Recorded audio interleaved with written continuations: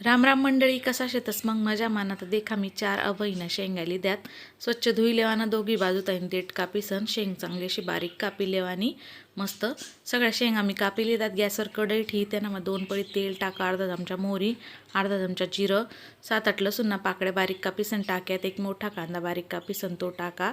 मस्त परतायली दा गुलाबी रंगावर थोडंसं हिंग टाका, पाव चमचा परतायलीवानं एक टमाटा कापेल टाकी देवाना आणि परताई लेवानं, 1.5 चमचा लाल तिखट, पाव चमचा हळद, 1 चमचा धना पावडर टाकाना आणि परताई लेवानं. यानं मग ते कापेल शेंगा टाकी देवानं आणि परताई लेवानं. यानं मग 3-4 चमचा पाणी टाकानं आणि चवपुरतं मीठ टाकानं मिक्स करानं.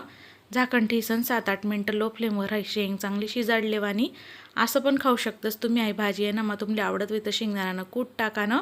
मी 2 चमचा जाडसर कूट टाकी राहिनो शेंगदाण्यानं.